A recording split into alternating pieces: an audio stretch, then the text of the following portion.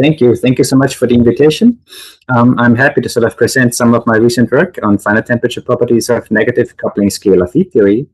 I wanted to start this talk by prefacing it with maybe a kind of like overview or kind of like point of view. And that is that most sort of textbook work on quantum field theory is definitely based on decoupling so-called perturbative viewpoints. And there's nothing wrong with this. This is an extremely successful way of thinking about it, but it can also be extremely limiting, in particular if one encounters the viewpoint from the side that you sort of define quantum field theory as being only perturbative quantum field theory. I don't think I have to sort of really tell this to this audience, but I think that if you sort of want to sort of have an actual understanding of quantum field theory, you need to sort of take into account non-perturbative viewpoints. And at least for this talk, I would like you to pretend that there's no such thing as decoupling approaches to quantum field theory, but only non-perturbative approaches exist. Bootstrap, lattice, whatever it be, to sort of get kind of like the gist of what I'm talking about.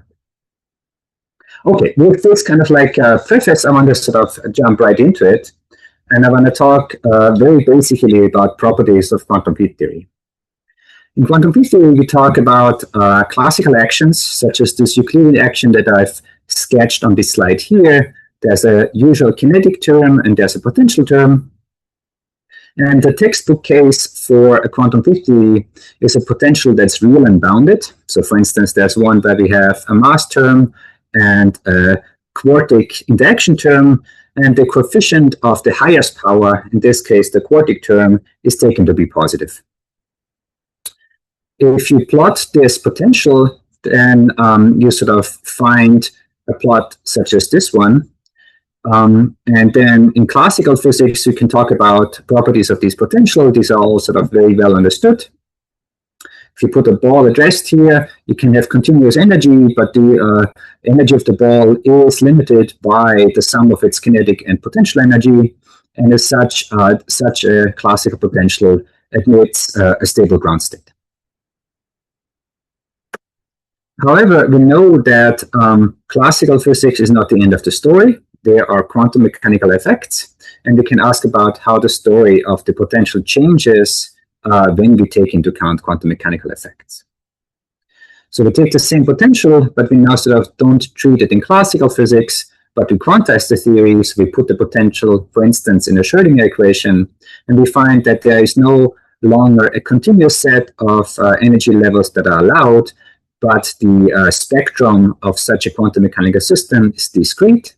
And I've indicated the eigenenergies of the Hamiltonian here by these black lines. And the ground state energy here is non-zero. It has some small positive offset, and then the other energies are above this. So you get a set of real and bounded eigenvalues for the energies of such a potential.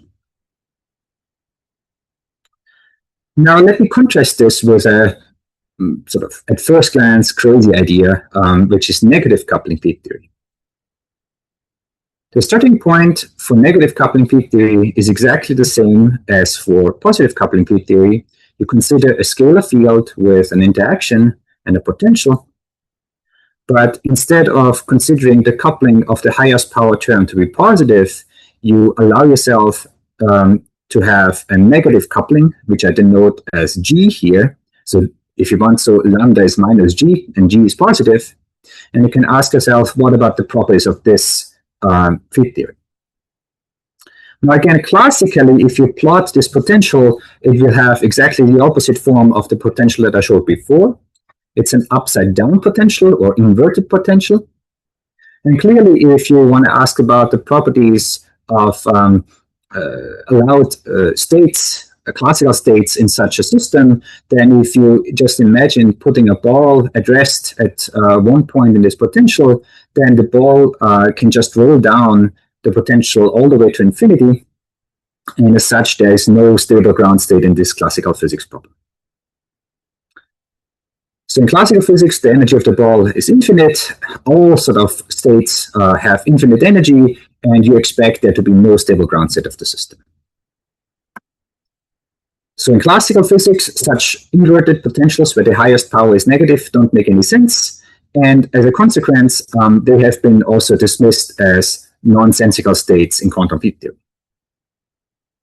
However, we can soldier on and just ask ourselves, well, what happens if you do exactly the same thing as you did with the positive coupling potential and just plug in that potential into the Schrödinger equation and solve it? It turns out that we know already at least one classically unstable system that is well defined in quantum mechanics. Every physicist knows this because all of us have been going through exercise problems in quantum mechanics where we had to solve such a potential. And the potential I'm talking about is, of course, the Coulomb potential in the hydrogen atom. This is a plot of the Coulomb potential, shown in red here. And as you can see, this potential is unbounded. It goes to minus infinity at the origin. So if the proton is taken to be infinitely heavy, that is the location of the center of the proton. And that means that classically, the electron, under quotes, circling such a hydrogen atom potential does not have any stable ground state. It should actually sort of fall into the center of the proton. And this makes classical sense because an electron is a charged particle. So in classical electrodynamics, if you have a charged particle on a curved path, such as a circle, then because the classical charge will radiate, it will lose energy. And as it loses energy, it will circle and spiral into the center of the potential. So classically, you cannot have a charged particle have any sort of stable orbit around sort of hydrogen potential. Now, of course, we know that quantum mechanically, that's not the whole story. Quantum mechanically, this potential does have a stable ground state. It's sort of indicated here. This is this minus 13 eV solution. And this just shows that classical intuition clearly is not a good guide to what the quantum physics has to be, at least for some cases that we know.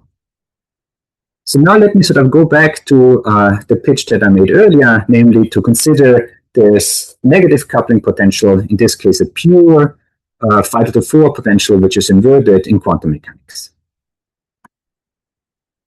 It turns out that there's a very nice paper by Jones and Matteo from 2006, from about 20 years ago, where they go through a series of mathematically well-defined steps to show that this potential, minus x to the 4, can be mapped into a different Hamiltonian, so-called an isospectral Hamiltonian, that has exactly the same eigenspectrum as the original negative coupling field theory, but is perfectly well-defined in Hermitian. So I have sort of summarized this here in this line. They show in this paper that the potential minus gx to the 4 is isospectral to the potential 4gx to the 4 minus square root of 2g times x. And what that means is that since you have this isospectral proof, you can diagonalize the Hamiltonian with this Hermitian positive coupling potential and get the energy states from this. And you find a spectrum that is bounded and real. Now, it turns out that this knowledge that classically nonsensical potentials, if they put it this way, can have real and bounded eigenspectra was already known about 10 years earlier than Jones and Matteo's work. It was discovered sort of by accident by Carl Bender and Stephen Böttcher in 1997, where they just did numerical studies of the Schrödinger equation with potentials that are indicated here. There were potentials, the potentials they considered were of the form ix to the n, where n was not necessarily integer. And they sort of solved the Schrödinger equation with these Hamiltonians for different values of n, and they find the eigenspectrum for each one of these n's shown in this plot. So for instance, for n is 2, this just is the usual harmonic oscillator. This is shown here. This is the ground state, first excited state, and so on and so forth. But in particular, they also sort of considered n is 4. So then we are over here, and they find that there is a ground state energy that is real and positive, a first excited state that is real and positive, and so on and so forth. It turns out that you can make sense of this from a quantum field theory perspective if you consider so-called contour deformations. So if you write down a path integral, then your integrations for the field phi are usually taken to be along the real axis. This is indicated by this red dashed line in my sketch here. But you can, and actually sort of many practitioners, for instance, of lattice field theory do, deform the contour in the complex phi plane that you're integrating along.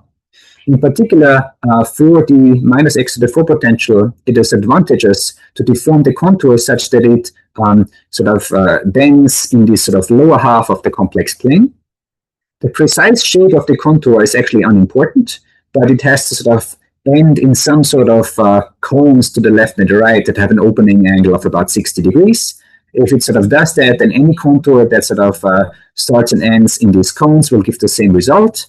But the main point is that if you sort of deform the contour in this way, you can sort of set up a path integral that is converging, even though the integrand itself typically will be complex. After you do the integrations, the result of the integration will be purely real. In fact, I've sort of played this through for various versions of negative coupling field theory on the lattice using this contour deformation to define the path integral. And as an example, I want to show here the partition function, again for quantum mechanics, as a function of the coupling. What is shown here is two things. On the one hand is this simulation with different sort of number of lattice sites, and these correspond to these blue dots here. And I've also shown the result for this partition function, or rather the log of the partition function, from this isospectral Hamiltonian by Jones and Matteo, where you diagonalize the Hamiltonian and just calculate the partition function by summing the Boltzmann weights. So this is this red line here. And what you can see is that these two completely independent approaches give the same result for the partition function. So this strongly suggests that there is a definition for negative coupling quantum mechanics that is sort of approach independent and leads to a real and positive probability measure that you can sort of do physics with, essentially. Before sort of going on and explaining... So can I ask you how yes, the simulation is done? Sorry, can you repeat the question?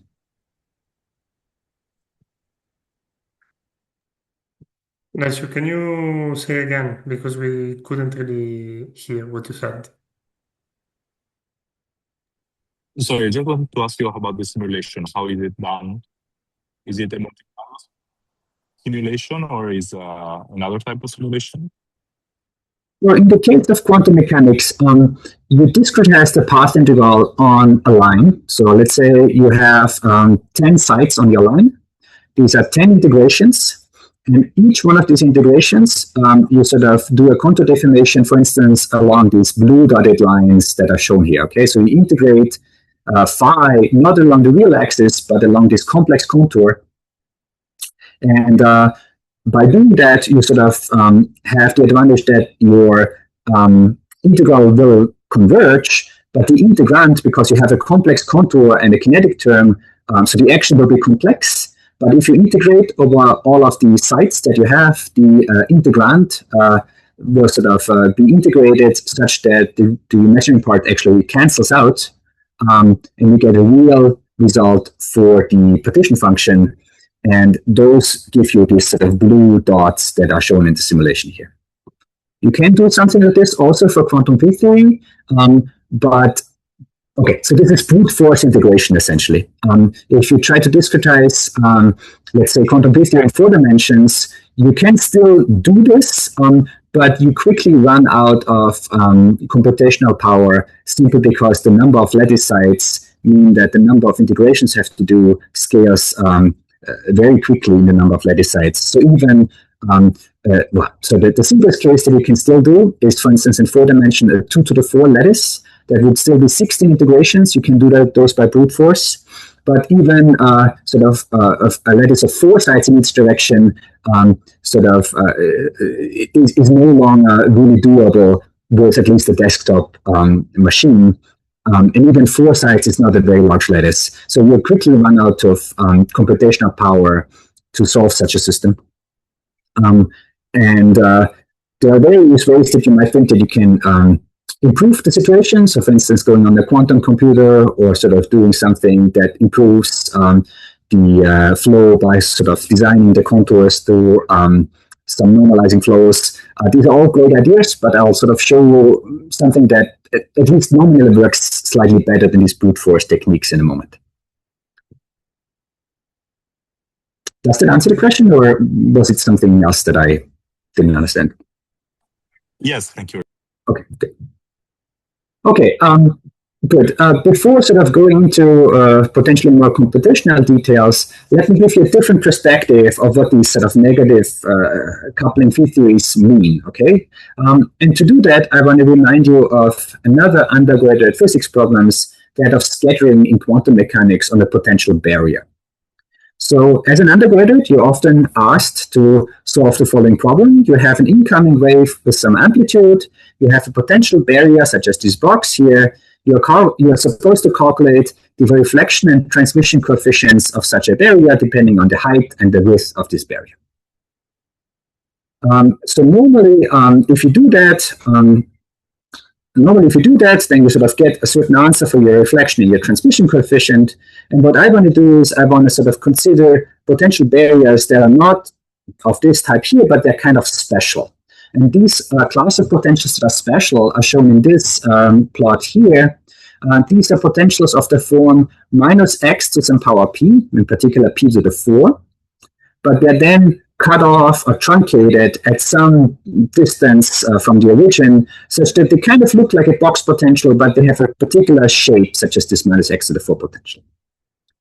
And the point is that if you sort of set it up in this way, you can do scattering on such a potential, and you can ask yourself, well, what about the reflection and transmission coefficients of these special class of potentials?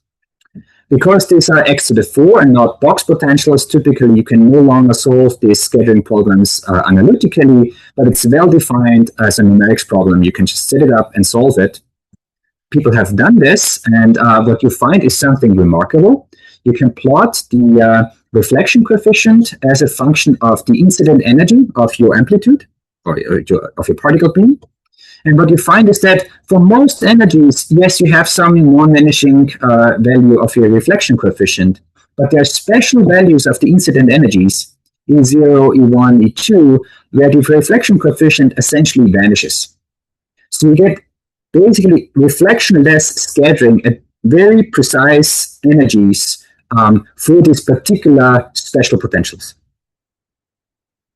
Now, again, what this means is that for generic energy, the incoming wave packet will just scatter, and you will get some sort of non-vanishing reflection coefficient. But for the special values of energies, there's no scattering at all. The incident particle just goes through the potential unimpeded. And what that means is that for these special values of energies only, your wave function is an exact solution of the Schrödinger equation, which just means that you have found exact solutions to the Schrödinger equation with special energies. So these are nothing else but the eigenenergies of your problem. So to summarize, your negative coupling quantum mechanics is an odd system in that it has no stable classical ground state. In quantum mechanics, you find that there's a set of narrow resonances at special discrete values of energy that are above 0. So these are bounded and real. If you have this set of resonances, then you can write down a partition function, z, simply as a sum over the Boltzmann weights. And once you have a partition function defined in this way, you can do anything you want with the theory. Okay, so this theory has a partition function. You can calculate correlation functions. You can calculate time evolution. This theory is unitary. Everything is fine, despite this theory having no classical sort of description whatsoever. So this is kind of like a sort of unusual situation. This is a purely quantum theory, has no classical interpretation, but quantum mechanically it seems perfectly well behaved. And you can study this theory at finite temperature. Now you might say, okay, that's quantum mechanics. There are sort of a lot of strange things happening in quantum mechanics. We are interested in quantum field theory. does any of that actually carry over to bona fide quantum field theories? So that's what most of my talk today is about.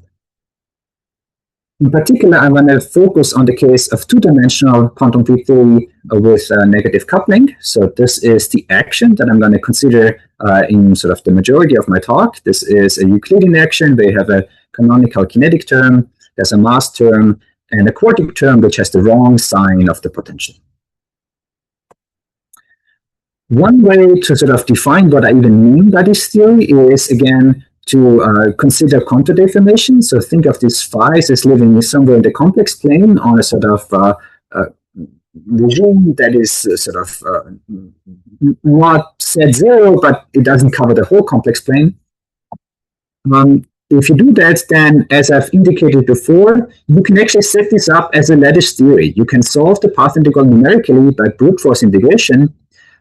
This is numerically expensive if you have sort of a certain number of lattice points. You can think of this as scaling as the number of lattice points in your system, and you can easily imagine that you run out of brute force numerical integration with an oscillatory integrand somewhere around 30-dimensional integrals. The alternative that I also discussed is to do something that basically is Hamiltonian diagonalization, and I'll tell you how that works out.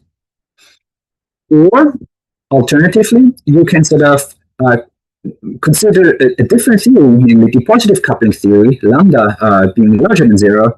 If you're able to solve this theory in some non-perturbative way, such that you have retained the full information about lambda, you can then take this positive coupling result and do an analytic continuation from lambda positive to lambda negative and get this way a handle on this theory. And what I'll show you in the following is that these two methods give the same result, which is gratifying.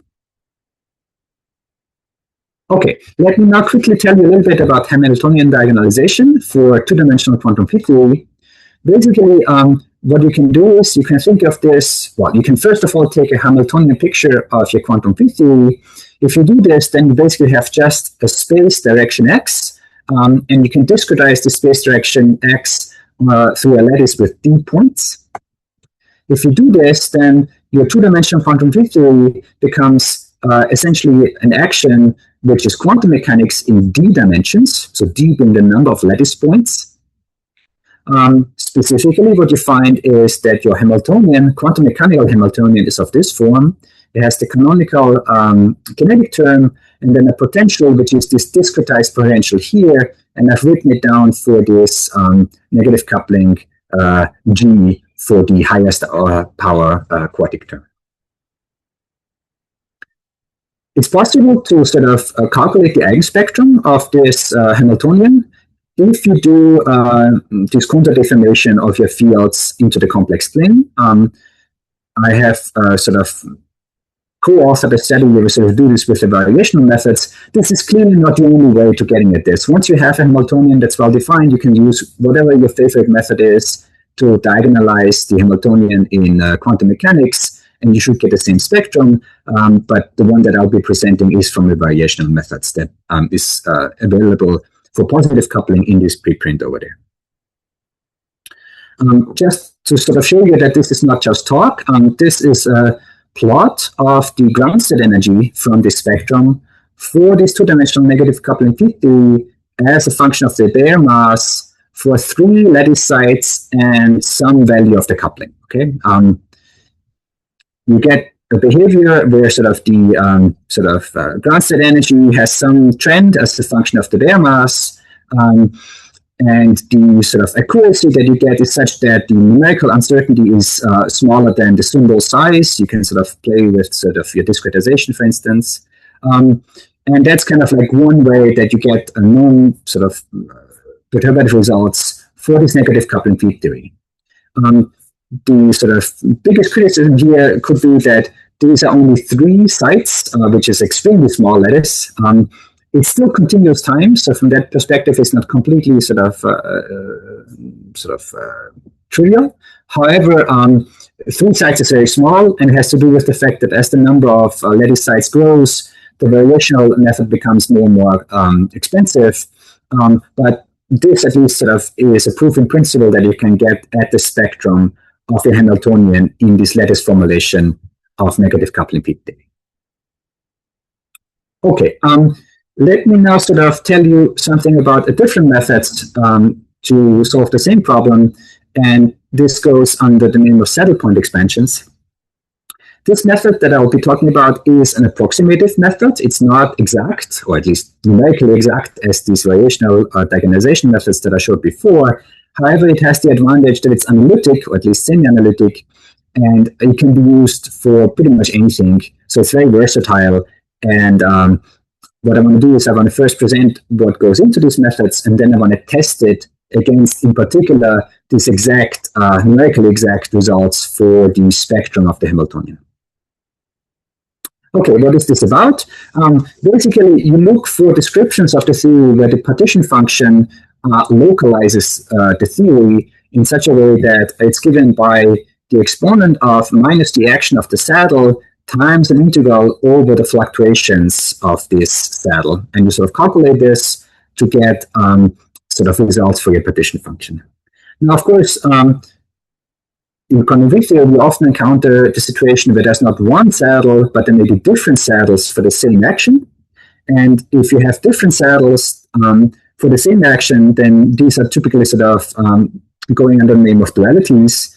For instance, those of you who study two-dimensional positive coupling scalar field theory know Young's duality, which sort of is exactly that. It's sort of a duality between two different saddles for the same theory. And I'm going to sort of use this to sort of give you a little bit more details about what these saddles are and what you can use to describe these for. I first want to talk about what I call the symmetric saddle, and this symmetric saddle is most easily studied by the following mathematical identity. It says that you can rewrite a quartic term in the exponential as an integral over an auxiliary field times an exponential that is purely quadratic in the fields, except that there has this sort of cubic sort of form of the coupling where the auxiliary field multiplies the original field to the power 2. So this is mathematically exact. You can check this. But if you sort of have such an identity, you can use this to rewrite the quartic term in the action and get formally only quadratic terms. So that allows you to sort of rewrite the action in such a way such that you have terms that are only quadratic in phi and this quadratic term in the auxiliary field. Once you have quadratic form in the actions, you can formally at least integrate out the scalar field, and you end up with something that only sort of depends on this auxiliary field zeta, and you can do a saddle expansion in this field zeta as a constant saddle plus fluctuations.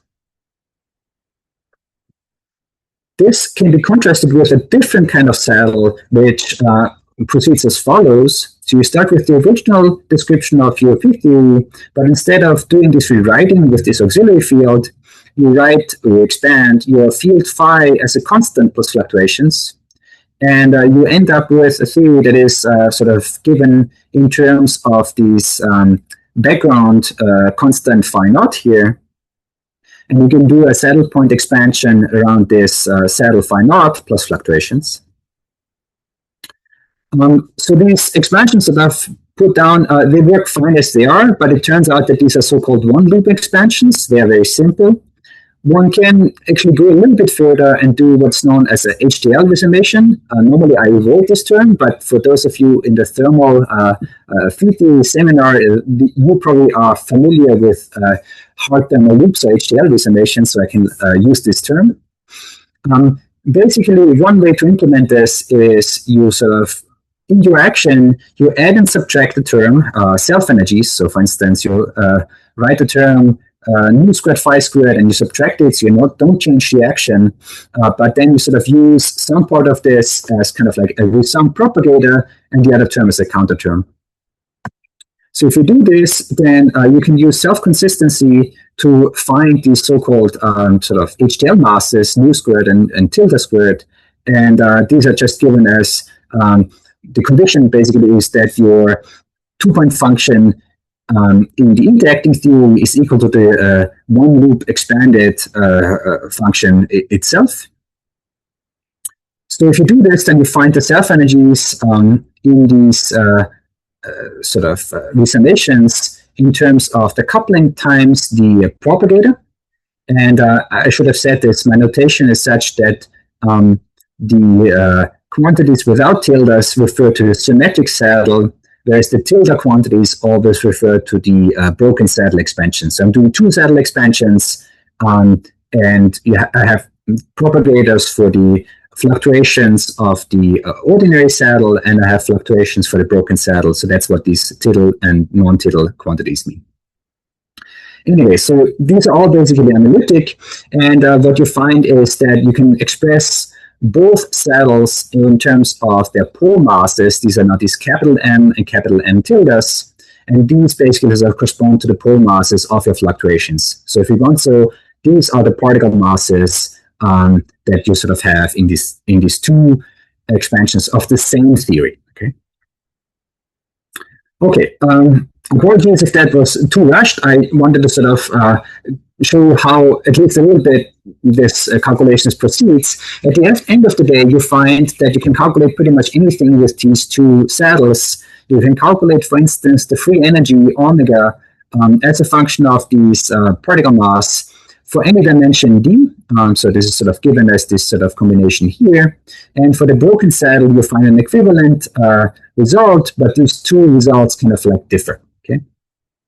And if you want to translate, the broken saddle had this expansion around the location of the field phi naught, and this basically is related to this pole mass in the broken saddle expansion. So one saddle is the chunk dual of the other one?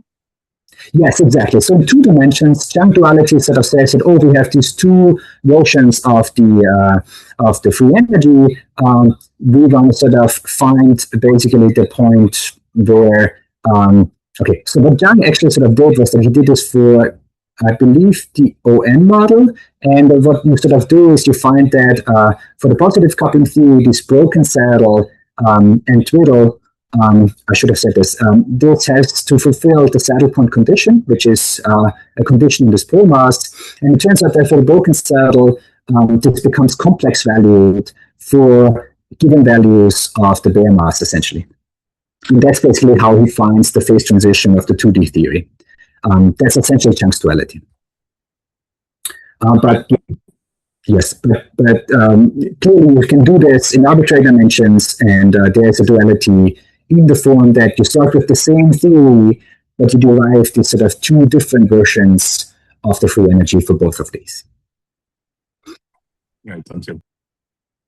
Okay, so as I sort of said, okay, so these are the free energies, but as they sort of stand here, they would be meaningless. Really sort of what you have to sort of do to get some physics out of this is that you have to know what the value of m is for each one of those, and that is provided by the saddle point condition, okay?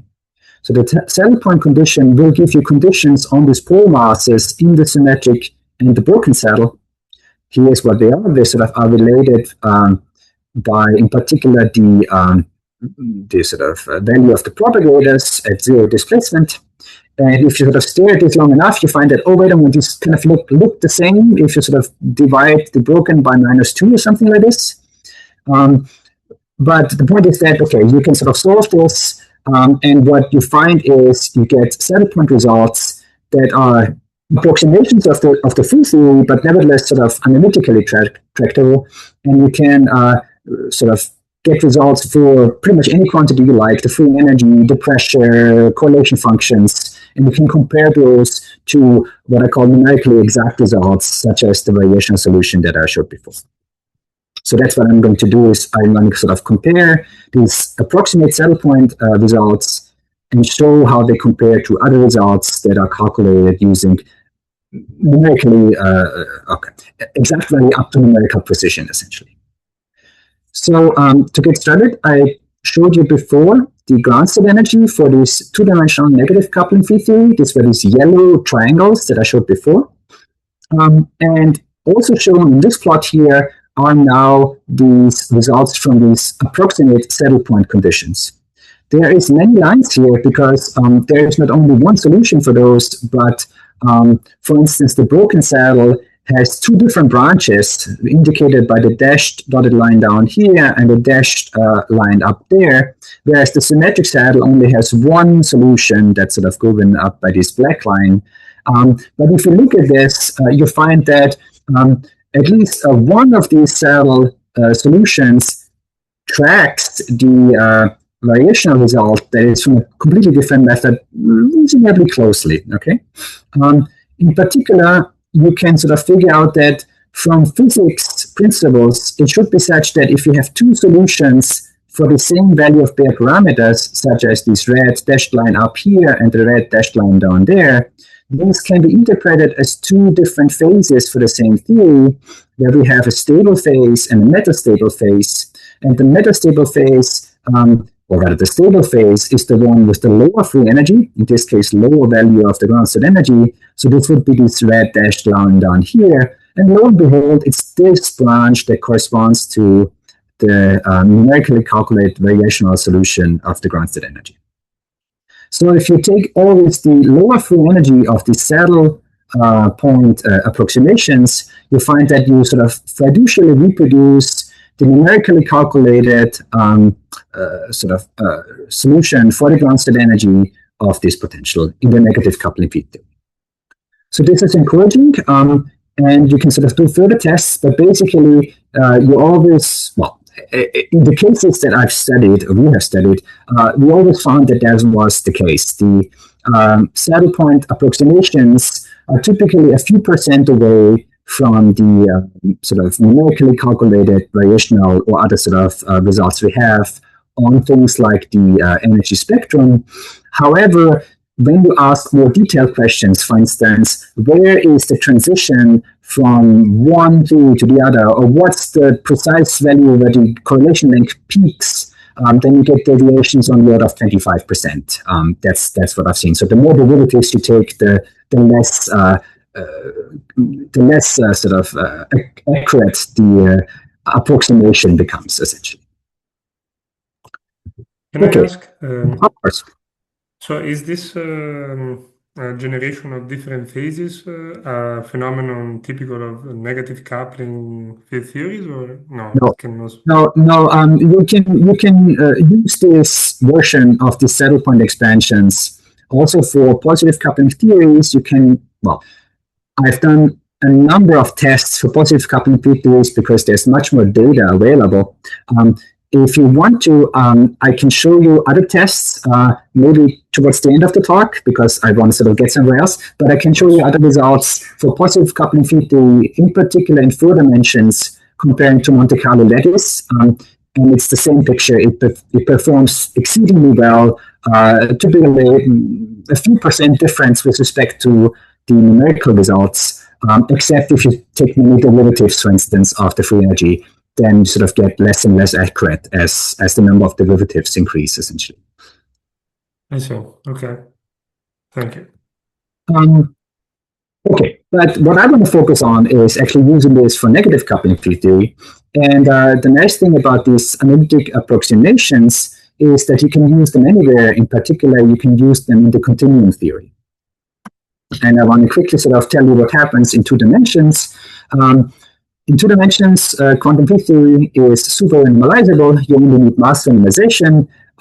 These are sort of the typical equations that you get. You have some running mass here. That is the counter term that you get. And I want to point this out because then in 2 dimensions, the coupling is dimension full, and the dimensionless coupling really is the coupling divided by lambda ms bar. Okay, so I'll show you plots where I'll make all sort of axis dimensionless by dividing by lambda ms bar. So for instance, here I have a plot of the continuum 2-dimension field theory as probed by this saddle point expansions. Okay, so what's shown here is the free energy minus the pressure as a function of the Bayer coupling, and I'm showing results for the symmetric saddle. There are 2 branches, the red one and the green one, and the broken saddle, which is this black line here. And again, if you sort of look at this, you see that, okay, for instance, for this value of the Bayer mass, you have 3 different results for the free energy. Well, which one is the true one, okay? And the answer is again provided by thermodynamics. The stable phase is that for a given value of parameters has the lowest free energy. And in this case, for this GB of 3.5, this would be this second branch of the symmetric saddle, whereas the broken phase and the other branch of the symmetric phase can be considered as being metastable phases for the same parameters. Okay, this is a theory that has one stable phase and two metastable phases, and there's nothing wrong with this. As you change your bare parameters, the situation may change. In particular, as you sort of decrease it, it turns out that there's a point beyond which the symmetric branch does not give you any real valued free energy. If it was the only game in town, you would sort of say that, oh, wait a moment, this theory is still defined because I don't have a real valued pressure. But it turns out that for those values of the bare coupling, the other saddle, the broken saddle, has a lower free energy. If you were to sort of continue the real part, it would sort of clearly show that it has lower free energy. And there's nothing wrong with this theory. It has real pole mass, and it's sort of stable and well-defined. So the way that this presents itself is that there is a transition from broken phase to symmetric phase at a critical value of the coupling, in this case about 3.3 times lambda ms bar, in complete analogy to what happens for the positive coupling scalar field theory in two dimensions, which is known to have such a transition. The only sort of, if you want to, shortcoming of these saddle point expansions is that it can't really sort of fiducially tell you the order of the transition. So in this case, the saddle points would say that the theory jumps from one saddle to the other saddle. So this would predict the first order phase transition, but this is beyond the accuracy of the approximation, I would say. Nevertheless, you can kind of like consider the same theory at finite temperature. So this is the same theory, again probed by these saddle point expansions, but now at finite temperature.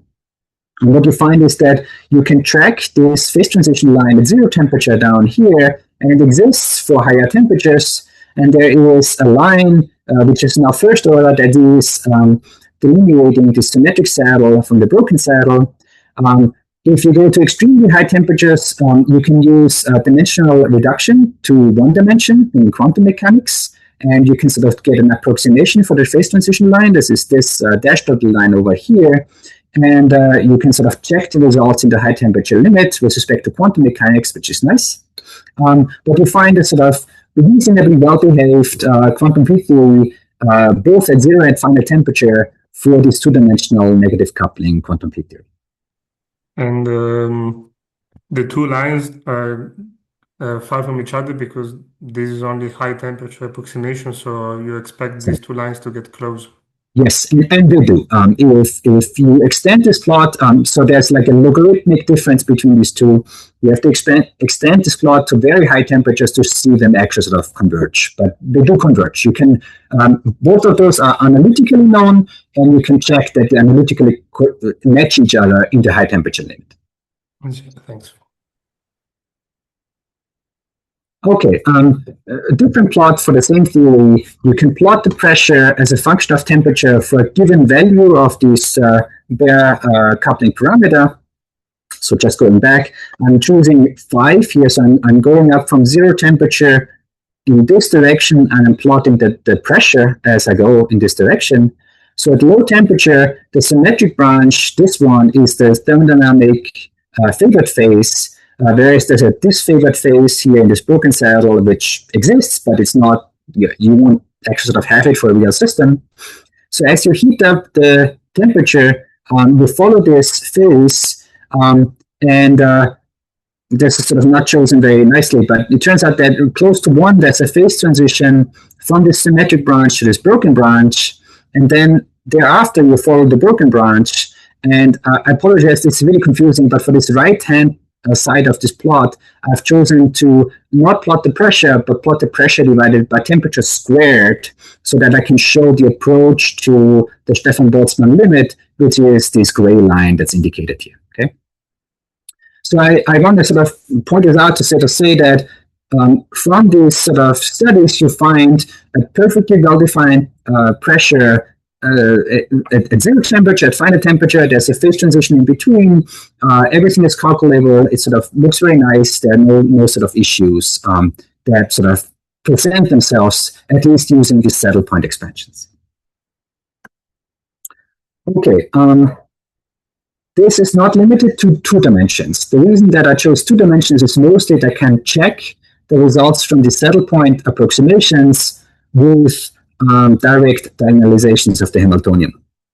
However, as I said before, the saddle point expansions can be done in any dimensions. So in particular, you can do them in 3 dimensions. So for instance, something that might be of interest is you can look at the 3-dimensional theory where you set the bare mass to 0.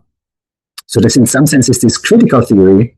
And it is PT symmetric because this minus x to the 4 potential is exactly the case that Bender and Böttcher studied back in 1997 for quantum mechanics. This is just minus x to the 4.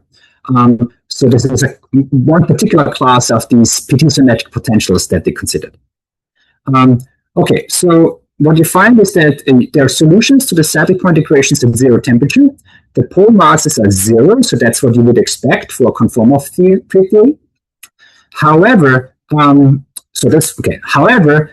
there is an issue, namely that I told you before that there are 2 branches to the symmetric phase saddle, and in particular, the second solution is non-zero. It's just 3 times the coupling squared over pi. And this is typically something that you could potentially sort of miss if you do perturbation theory, but if you do the saddle point expansions, you have to sort of look at all possible saddle points, and that's just one that pops out.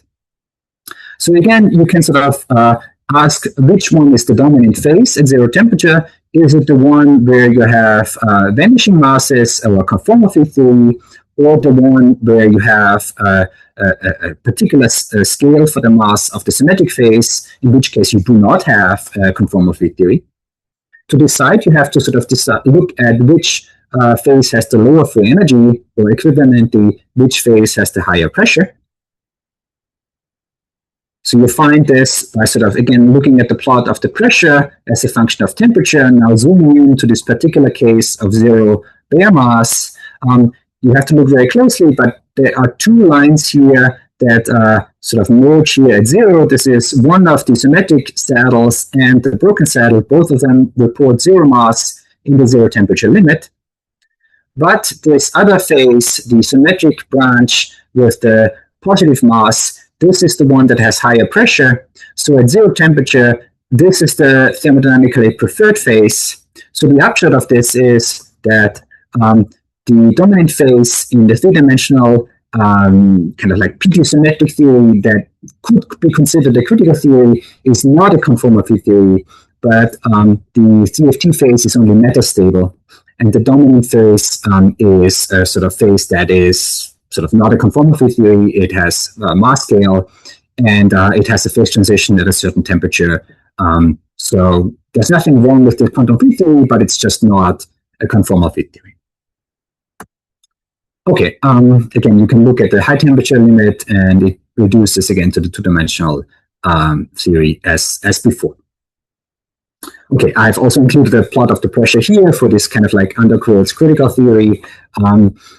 So there's a phase transition at some point, in particular 0.4, but it sort of transitions over such that at high temperature, the broken phase approaches the Stefan Boltzmann limit for very high temperature.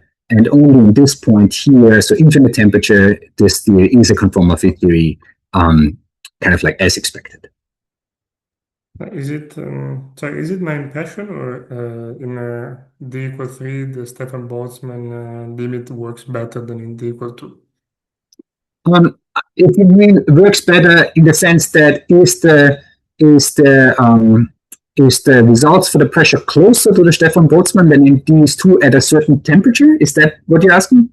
Yeah, it looks closer to the real line. It's difficult to judge, given that sort of we're talking about numbers then. So it's if you compare temperature of a GB in 3 dimensions to, let me go back,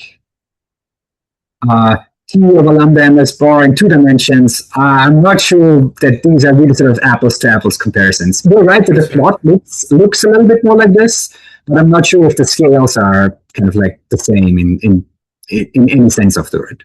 Okay.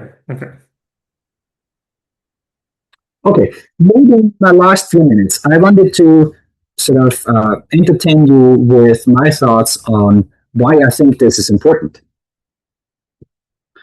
And to do so, I will sort of change gears again. I'm going to talk about positive coupling field theory in 4 dimensions, and I want to talk about one particular 4-dimensional theory, namely the ON model, which has an action that I've written down here. Again, positive coupling, mass term, and so on. The reason that I talk about this 4-dimensional field theory should become clear in like a few slides. So in 4 dimensions, you have to do minimization of the coupling. This is no longer a super minimalizable theory. The running coupling looks like this. This is an exact result in the n to infinity limit, which is important. If you look at the coupling, it looks like this. So at low values of the momentum scale, the coupling is positive and rises, but at a particular value of the momentum scale, particularly lambda ms bar, the theory has a non-analyticity in the running coupling, and the coupling comes in from minus infinity and again rises. So the beta function is positive in this whole plot, but typically you are only showing this small sliver to the very left of this plot. But there's no reason to do this for the large n version of this theory, because this result is the large n exact result for the running coupling. Okay, why do I hark on this? Because if you look at this result, then you find that the coupling is negative at high energy. Okay, so if you were to plot the potential at high energy, then it looks like this. It's an upside down or inverted potential with the x to the 4 behavior. And this is precisely the potential that I've been talking about in the rest of my talk. Another thing that is important is that even though the coupling is negative, it rises, and as such as has the property that at very high energies, for asymptotically high energies, it actually approaches 0. Now we know from other theories that this is nothing else but the property of asymptotic freedom. Okay, so at infinitely high energy, the theory becomes free, the coupling is 0. So this tells us that for this 4-dimensional scalar field theory, without any sort of input, you're driven to considering negative coupling field theories that have asymptotic freedom. Another thing that's important here is that because you are not asked to sort of cut off the theory in the regime where the coupling is positive, which is usually done in like a perturbative approach of quantum field theory, there is no cutoff in this theory, and as such, there's also no hierarchy problem because you don't have to cut off the theory, the same way you don't cut off the theory in QCD, for instance. If you follow this through, you can look at the pressure of the scalar field theory in 4 dimensions, and you'll find the same behavior that I've shown before. There is 2 phases, a symmetric and a broken phase, and you can track the phase that is thermodynamically stable. There will be a phase transition at high temperature from one phase to the other phase, and then you'll track the other phase to high temperatures, and in particular, you can sort of check that in the infinite temperature limit, this theory again approaches Stefan Boltzmann, except that the approach here is logarithmically slow. Okay? This is important because if you can trust the saddle point approximations at finite temperature, then what you see here is a first order phase transition from one phase of the scalar field to a different phase of the scalar field. And a first order phase transition is precisely what you would like to have for things like standard model baryogenesis, or for a parameter-free prediction of gravitational wave signals from the early universe. Now, this just falls out of the study of negative coupling, or in this case positive coupling field theory in 4 dimensions, without any sort of beyond the standard model input. It's just solving standard model field theory without the prejudice of requiring that the coupling be positive. So this is something that has a lot of sort of similar behaviors in other fields of physics, in particular cold atoms. There is something that looks exactly like this, where you have crossovers from BEC to PCS at the point where the coupling changes sign. And in that sense, I would sort of argue that there could be some sort of mirror behavior in the Higgs sector, except that you won't be able to sort of see any of this if you insist on doing weak coupling perturbation theory. Another thing that I can say is that QCD exhibits the same behavior. There is a point where the QCD coupling diverges, and there's a crossover between a deconfined phase and a hadronic phase, and it sort of, at least qualitatively, again looks the same as the cold atom system and the scalar field theory system. It turns out that these are sort of, I think, interesting enough that one should study negative coupling quantum field theory because it at least has the potential of solving several puzzles at once. But in order to do so, you really have to sort of be willing to sort of drop traditional assumptions about what does and what does not constitute a well-defined quantum field theory.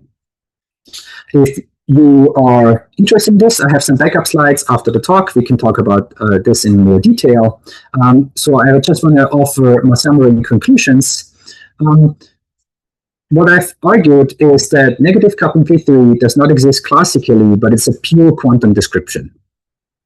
At least historically, mathematics has been found to be a guide for quantum systems that are not easily understood using classical intuition. The example I mentioned is, for instance, analytic continuation, which works extremely well despite being sort of certainly non-intuitive from like a household understanding. I've spent most of my talk providing examples for two-dimensional negative coupling quantum field theory, and the reason being that in 2 dimensions, you can do numerical studies of the field theory, for instance, on the lattice or using Hamiltonian formalisms, which really let you sort of try to sort of sit down and say, okay, this is what the field theory looks like. Now let me sort of put it on lattice, let me study it, let me look at correlation length. This is sort of a very sort of kind of like down-to-earth way of studying field theories, which hopefully sort of will tell us which tools that we use in like analytic approaches work for negative coupling field theories and which ones don't. I've told you a lot about finite temperature properties that are calculable. I've sort of mostly limited myself to thermodynamics. It's possible to do other things, in particular transport and correlation functions. But I think the point that I'm trying to sort of make is that we're just getting started. There are a lot of unanswered questions, and there are really sort of still many low-hanging fruit that we can consider doing in the scalar field theory context. But as I tried to say before, some of this may actually be important for solving some big puzzles in high-energy physics. But in order sort of to know, we have to sort of sit down, calculate, and see whether the results sort of make sense or not. With that, I want to thank you for your attention, and I'm happy to answer more questions if you have some.